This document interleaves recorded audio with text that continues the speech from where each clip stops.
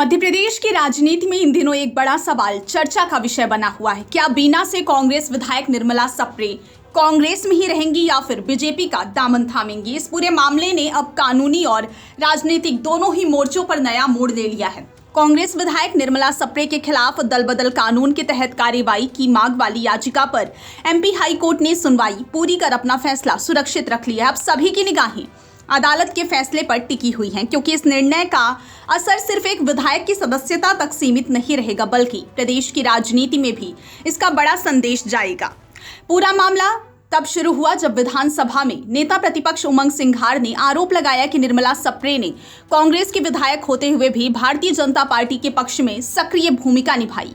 उन्होंने विधानसभा अध्यक्ष के समक्ष याचिका दायर कर निर्मला सप्रे की सदस्यता समाप्त करने की मांग की। कांग्रेस का कहना है कि निर्मला सप्रे ने पार्टी की विचारधारा और अनुशासन के खिलाफ जाकर ऐसी गतिविधियों में हिस्सा लिया जो स्पष्ट रूप से दल बदल कानून की भावना के विपरीत है। इस विवाद की सबसे बड़ी वजह लोकसभा चुनाव के दौरान 5 मई सन 2024 को राहतगढ़ में आयोजित सीएम डॉक्टर मोहन यादव के कार्यक्रम में निर्मला सप्रे की मौजूदगी बनी। कांग्रेस का आरोप है कि वह बीजेपी के मंच पर दिखाई दी और पार्टी के समर्थन में सक्रिय रही, जबकि उन्होंने कांग्रेस की सदस्यता या विधायक पद से इस्तीफा नहीं दिया। यही कारण है कि कांग्रेस ने इसे संविधान की 10वीं अनुसूची यानी कि दल बदल कानून का उल्लंघन बताते हुए उनकी विधानसभा सदस्यता समाप्त करने की मांग की। हालांकि हाई कोर्ट में सुनवाई के दौरान निर्मला सप्रे ने साफ शब्दों में कहा कि वह आज भी कांग्रेस की विधायक है और उनका राजनीतिक संबंध कांग्रेस से ही है। उन्होंने अदालत के सामने यह भी स्पष्ट किया कि उन्होंने ना तो कांग्रेस छोड़ी है और ना ही भारतीय जनता पार्टी की औपचारिक सदस्यता ग्रहण की है। अदालत ने उनके इस बयान को रिकॉर्ड पर दर्ज करते हुए मामले में अपना फैसला सुरक्षित रख लिया है। सुनवाई के दौरान राज्य सरकार की ओर से भी महत्वपूर्ण पक्ष रखा गया है।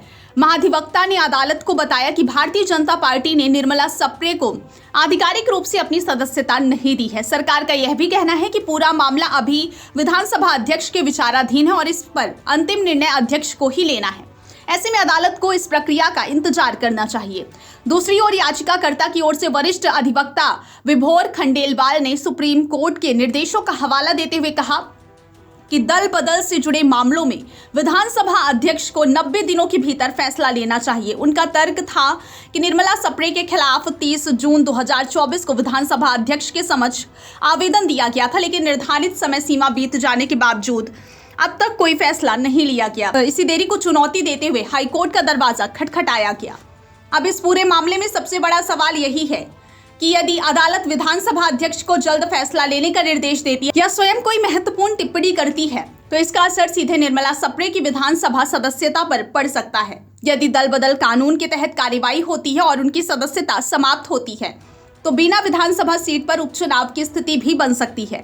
वहीं यदि अदालत या विधानसभा अध्यक्ष उनके पक्ष में फैसला लेते हैं तो कांग्रेस के आरोपों को बड़ा झटका माना जाएगा। राजनीतिक विश्लेषकों का मानना है कि यह मामला केवल एक विधायक तक सीमित नहीं है, बल्कि भविष्य में ऐसे सभी मामलों के लिए भी एक महत्वपूर्ण उदाहरण बन सकता है जहां किसी विधायक पर दूसरी पार्टी के समर्थन में काम करने के आरोप लगते हैं, लेकिन उसने औपचारिक रूप से पार्टी नहीं बदली होती है। ऐसे मामलों में अदालत और विधानसभा अध्यक्ष की भूमिका बेहद अहम हो जाती है। मध्य प्रदेश की राजनीति में पहले भी दल बदल को लेकर कई बड़े विवाद सामने आ चुके हैं, लेकिन निर्मला सप्रे का मामला इसलिए अलग माना जा रहा है क्योंकि उन्होंने अदालत में खुद को कांग्रेस विधायक बताया, जबकि कांग्रेस लगातार उन पर बीजेपी के पक्ष में काम करने का आरोप लगा रही है। दूसरी ओर बीजेपी का भी यही कहना है कि निर्मला सप्रे ने उनकी औपचारिक सदस्यता नहीं ली है। ऐसे में यह मामला कानूनी रूप से और भी पेचीदा बन गया है। फिलहाल हाईकोर्ट ने दोनों पक्षों की दलीलें सुनने के बाद अपना फैसला सुरक्षित रख लिया है। अब प्रदेश की राजनीतिक पार्टियों के साथ साथ जनता की निगाहें भी अदालत के निर्णय पर टिकी हुई हैं। यह फैसला तय करेगा कि निर्मला सप्रे कांग्रेस विधायक के रूप में अपनी सदस्यता बरकरार रखेंगी या फिर दल बदल कानून के तहत उनके खिलाफ कोई कार्रवाई होगी। आने वाले दिनों में अदालत का निर्णय मध्य प्रदेश की राजनीति की दिशा तय करने वाला अहम फैसला साबित हो सकता है।